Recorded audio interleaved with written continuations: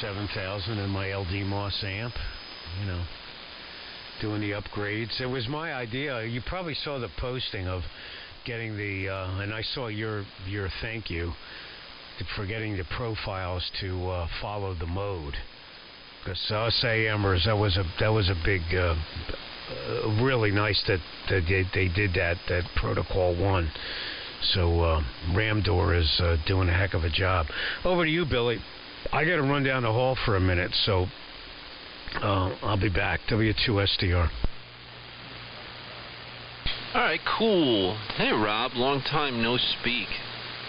It figures when you show up would be the day that I'm running crazy positive modulation and lots of distortion and stuff. I still want to hear what this thing sounds on one of those nice IF recordings that you make. But yeah, tired from work, fired up the radio. Frank was out here, Perry's out here, now you're out here, and I'm talking to Dave VW via text. So that's what's going on here. Lots of communication, good communication. W2BTK. Yeah, make sure you tell W2VW. Tell him his audio sounds the best when he's texting. Just give him a little bit of a dig there. Very good. Yeah, I was listening to your positive peak, surprise positive peaks. The interesting thing is that because Frank's density, his average audio level is higher, he sounds about twice as loud as you. So I think that's the fallacy of big positive peaks, that the assumption is when you do that you're going to be really loud.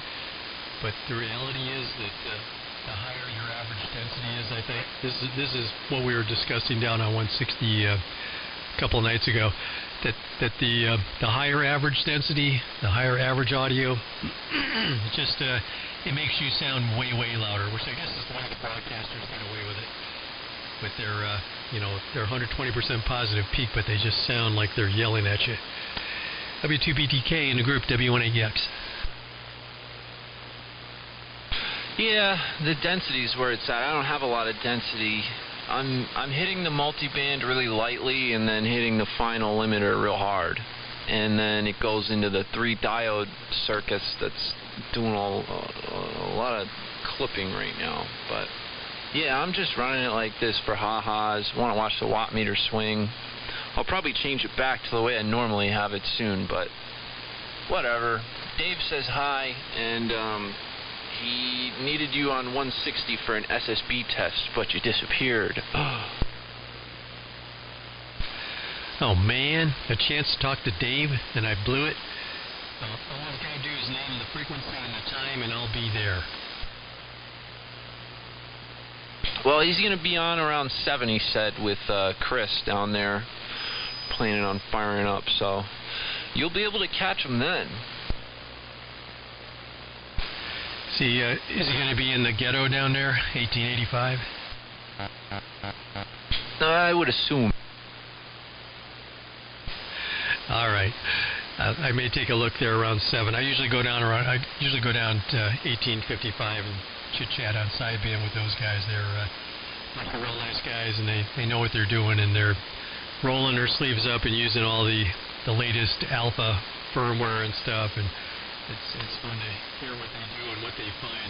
They're really good at finding where the glitches are and stuff. But yeah, I'll take a listen for Dave, as long as my wife doesn't want to come up here and use the DVR. That's the one thing up here. She records a number of her programs on it, and I bow to her wishes. If she wants to use the room, I let her use it. Well, I don't let her use it. I let her do what she's doing, and I walk out and do something else. In any event, yeah, 160's been pretty nice. Do you have enough wire to get down there, Billy? Yeah, definitely. My dipole's about 140 foot overall, fed with open wire, so it actually works really good, really well, I should say, down there. But I have to reconfigure my tuner. I beefed my tuner up. I was using a bunch of clip leads and crap, and I got rid of them all. And I didn't make a way for me to hook the capacitor up. I don't need NEC on this band. with the tuner, but when I got on to 160, I need it. I don't have a way to hook the capacitor up right now, so I'll be down there probably this weekend. I got to go to Home Depot, get a couple things, and then I'll have my tuner ready for 160. But I was down there last winter, and you know, hanging in there. My signal is almost as good down there as it is up here. So, oh, and hey, Dave says, last word, W2BTK. That last word is the ultimate 160-meter game. Yeah, you'll be heard down there with that. I am, excuse me, I'm using a shortened antenna down there too. I think my antenna is about 180 feet long, and it actually works pretty well. I probably will hook on another 15 feet either side of center there. It's just center fed with one open wire line, and I'm going to add 15 feet each side. That'll put me at about 210 feet, which is kind of a magic number as far as starting to get into strap land on 160, but still very usable on 75. Actually, a gain antenna on 75, and a fairly clean pattern on 40, although it begins to get a little complex. The 180 foot actually works really well on 40. It's like a four-leaf clover, but gets a little more complex the more wire you add. When it gets horrible, absolutely horrible, if you have a half wave on 160, that works okay on 75, but you're voltage feeding. But on 40 meters, it's a mess. It's just like this, looks like a very complex daisy, you know, the pattern. It just goes all over the place, all kinds of nulls and lobes, and I found I got horrible signal reports on 40, but yeah, that's my non-scientific evaluation. That's funny. My antenna is like this. It's the same deal, right? But the lobes that I get are good. Like, they're in good places. So like I don't know. I could make this antenna probably work better, but I'm like kind of hesitant because right now it seems to be like doing all the right things. Like, I get out a little better than I should, but I could raise this thing up another 10 feet at the feed point, and I can't add any more wire. I'm already folded down, you know, the end support tree toward the ground, and I'm pulling it down toward the ground. It's only about 15 feet off the end of the antenna, so I'll have to figure something out to add more length. But yeah, I don't know. This thing is working pretty all around. And I know Dave just redid his antenna. He's got like some, I think it's like the shape of a Z. He managed to get 200 feet of wire up there, however the hell he did it. And he doesn't need any C on 160.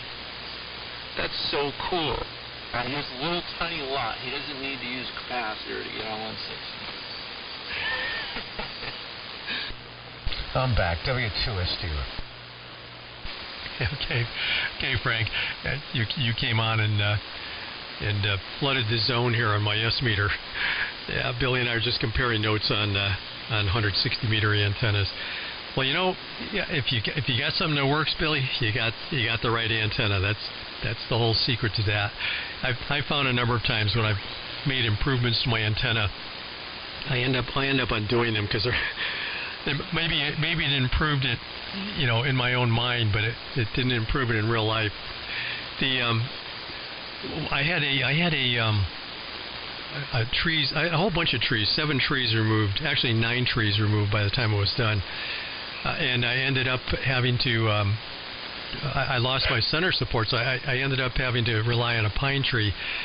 And the tree guys are real nice. They said, hey, you know what, you show me where you want it and I'll hang it there. And so he did. He put it up there. But the end result was that instead of the center being at around, you know, 75 feet, it's now at about maybe 50 feet, 55 feet maybe. And that 20-foot drop, signals close in. The people I normally talk to, the signals are quite a bit stronger and normally on average much better than they were with my you know, real high antenna. I suppose the high antenna was getting out there a little further, reaching out a little further. But hey, I'd rather be strong to Frank's place. W2SDR in the group W1AEX. Yeah, okay. I was listening upstairs on my upstairs system to you guys talking about 160. What frequency was that again? You guys get on 160, Rob, over? Well, I actually am kind of a nomad. I move around there, but on 1855, Jeff NJ2US and Carl NC3Z hang out, and they're both using the ANAN stuff, and they know their stuff. In fact, you probably saw them in the same thread. I think both of them participated in that thread, giving Richie some feedback. Very, very nice guys. Okay, is that in the evenings? Obviously a 160. Yeah, but they float in around 7 o'clock. There's Nick is in there too. Nick is also using ANAN. And in fact, I bought my 200D from Nick. He had it about 3 or 4 weeks and decided he wanted to move on. And I ended up buying it, and then he missed it. I think he got an 8,000, and then maybe he got a 7,000, and then maybe he got another 200D, and he went nutty there with rigs. But yeah, there's some good stuff, and they know what they're doing. They know what they're talking about. Yeah, okay, cool. I jotted that down. I have a full-size half-wave for 160 coax fed off the same feed point as this antenna. So it works very well. It's up at 70 feet. But I'm not much of a night owl, so usually by that time I'm kind of winding down. But I'll have to check that out. Thank you for the audio report on the density. I agree with symmetrical modulation. It just seems the way things have gone today, and I take full advantage of the phase rotator. I've made phase rotators for my FT101 out of op amps, and I use 4 stages basically. And you know what I've done for the components that I've used in the hardwired ones with the op amps? Centered the frequency at 340 hertz, and I use 4 stages, which would be 2 dual op amps. And I've duplicated that essentially in the Power SDR MRX software, and those frequencies and number of stages are the same specs that were used in the Symmetra Peak back in the day. The old Symmetra Peaks by Kahn. So not that's, who knows? I mean, the combinations are unlimited, but that's what seems to work for me. So I use a phase rotator here at AM, a frequency of 340, and 4 stages, Rob. Over. Very interesting. I haven't played with the frequency. I just left it at the default. But now you're making me think maybe I should play around with that. And yeah, I don't know. I push. Well, you know the secret. I think that if you leave the AM carrier level set to 100, Warren has told me repeatedly that you cannot go negative. That it's basically negative peak limiting with the algorithm he has in there. You'll never cross the baseline. You get to about 99%, and that's as far as you can go. But it doesn't put any limits in the positive direction. So they said, you run 100% on the AM carrier level setting on your transmit profile, and basically you've got a very nice AM voice processing baseline to work with. But if you want those positive peaks, you're not going to get a lot of them. You're not going to really get too many unless you begin to really push it. Then you'll start to develop some. But if you want positive peaks, make it 95, and you'll still have pretty good negative peak limiting, and you'll be able to get a little more rounding on the tops. W3MMR back. Okay, it's Perry. Welcome back. Well, I'm straight 100%. I've settled in on that. Documented on my storage scope or the LP700 digital monitor that I have. You're right, 99%. You can scream into the mic. And that's just where I keep it. So, you know, works for me. It's an amazing software. These guys are absolutely amazing. I printed out, I guess it was Ramdoor's PDF, the fetus change log. I mean, this only goes back to 2.67 of fetus. I mean, I don't know if you guys have seen it. I sent you a copy of it. You know, 5 pages of comprehensive changes that have just been made on people's requests over the last couple months. And why anybody else would buy another SDR is absolutely beyond me. I mean, I know the reasons why they do it, but just not my cup of tea. Go ahead, Perry. W2SDR in the group. Yeah, W2SDR in the group. W3MMR. Well, good evening, everyone. Good evening, Rob, Pop, Billy, if you're still in there. Just on the old 200D this evening. We're all sounding good here on the ANANs. Rob, you sound fantastic. 35 over down in Chester, Pennsylvania. Thetis has been great. I've been running it now for, I don't know, I guess a couple months. You know, Rob, I'm sure you know, it takes, you know, I've had the 200D for about a year now, and there's some, you know, there's a learning curve with it, and getting all the kinks ironed out and everything, and I was having, you know, the audio pops for my father makes fun of me over there every now and then about it, but I was having audio pops and other glitches, you know, just little things, and for a long time I stuck with 3.4.9 because it took me a while to get 3.4.9 ironed out. And it was working so good and so flawless. I didn't want to mess anything up, but, you know, I was just on cruise control with it. But then I think it's when 2.6.8 first came out. I said, you know what, let me try it. And I've loved it ever since, you know, with the DX spotting and the gray line map, and it works really good when I'm on 20 meters. You know, the spotting feature is really, really nice. And with my logging software, N3FJP, if I have, you know, every time I log, it'll add, you know, a spot to say VE7CC .net, and I'll have that on, you know, on the pan adapter, and it instantly pulls up, you know, the spot instantly shows up as soon as I log it. Within 10 seconds, it's on there. So that's how good it works.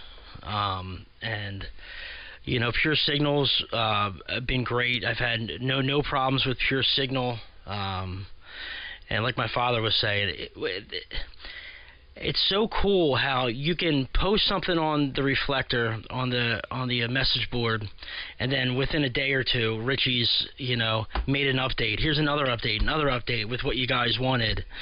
You know, it's so, you know, it really makes everyone feel like they're a part of it. You know, take the you know, the automatic profile switching. You know, for example. You ask for it, a few days later, boom, it's there. And now when we switch from sideband to AM, it automatically switches to our AM profile. It's great.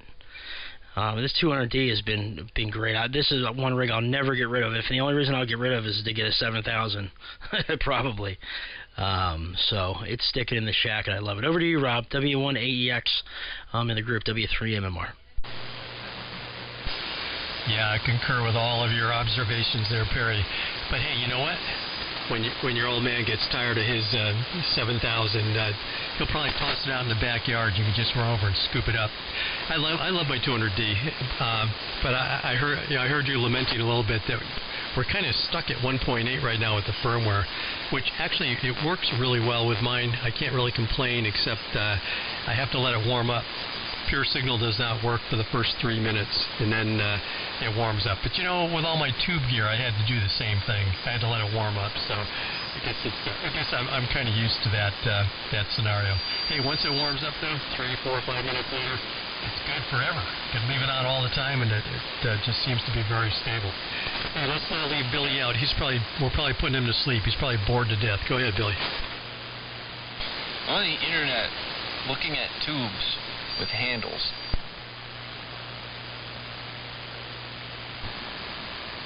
Tubes. Perry's got a new receiver with handles. Yeah, the HQ140. It's not as heavy as the NC303, but it's still heavy.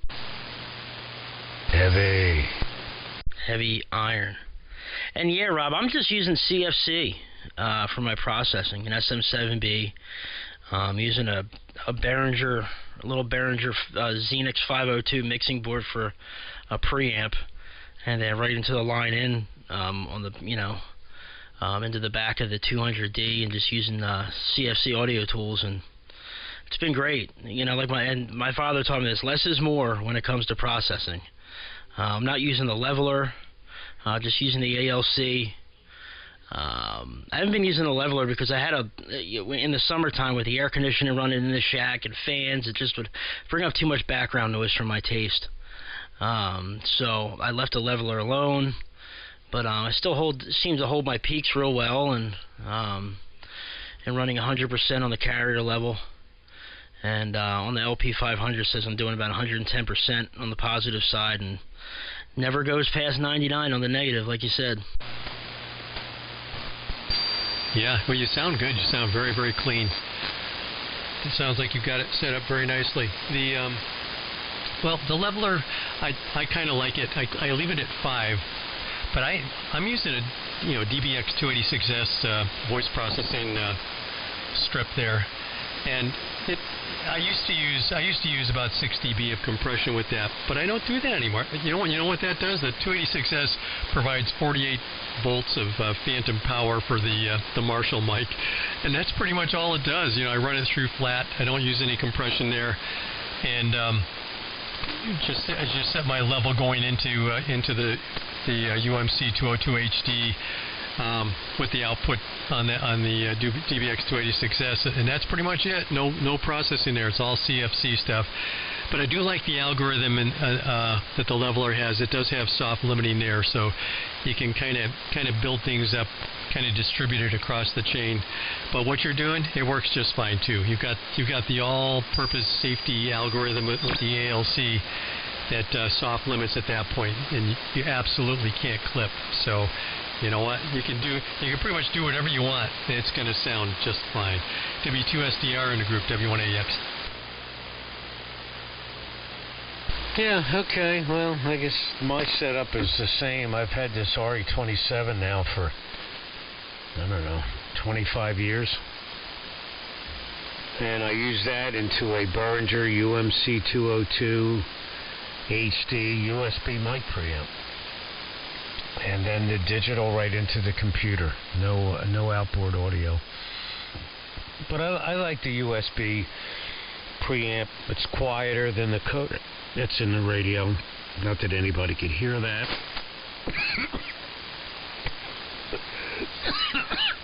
Excuse me.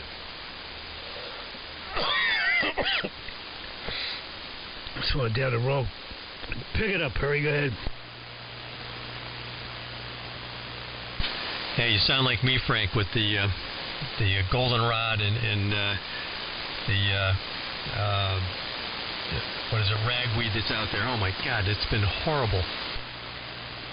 Just something went down the wrong pipe. But anyway, that's it. Just the whatever controls are in the radio. So, but I like using the USB preamp. It's a little quieter than the codec. I think a little less latency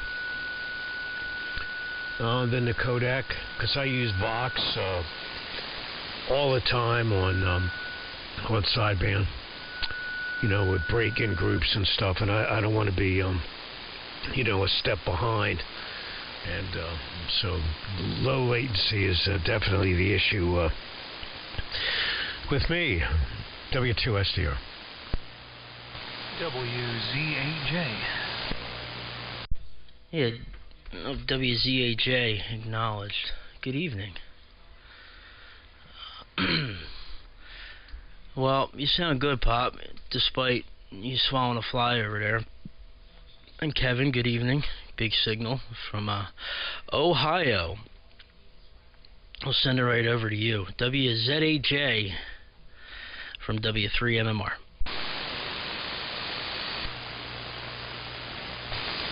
Perry, good evening to you and the Pops there.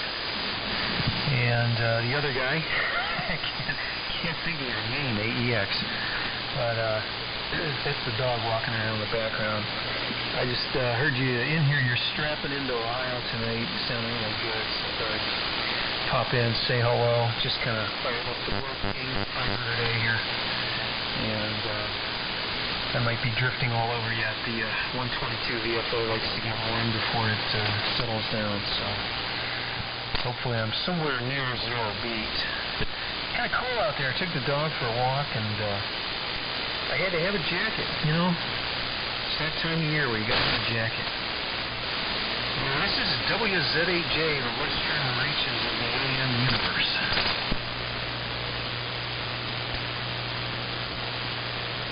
Hey Kevin, good signal into northeastern USA here. Good signal into Connecticut.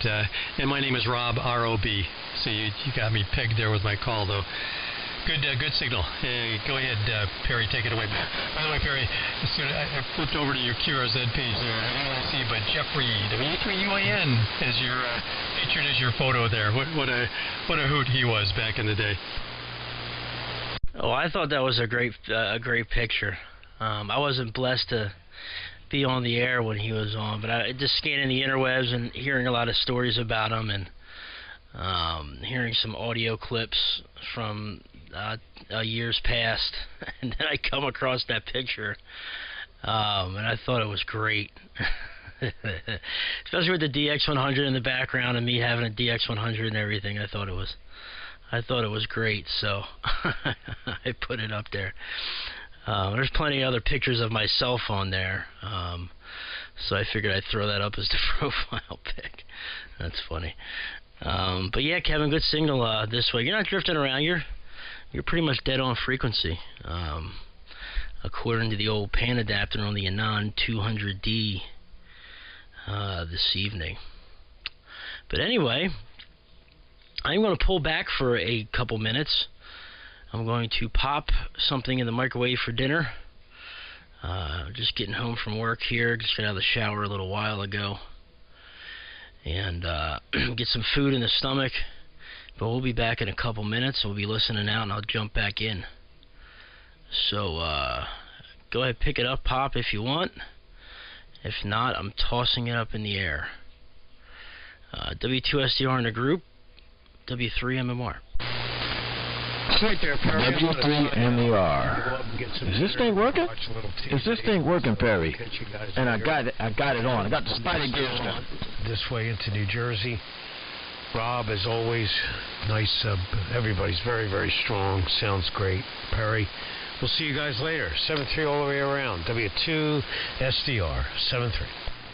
Take care, Frank. Beautiful signal. All right, Pop. Take care. Daryl, I heard you in there. I'll be right back. W3MMR. 7-3, Frank, sounding good in Ohio tonight. I thought I heard Daryl jumping in there. You sure did. Good evening to everybody out there. Haven't had this thing on in a while.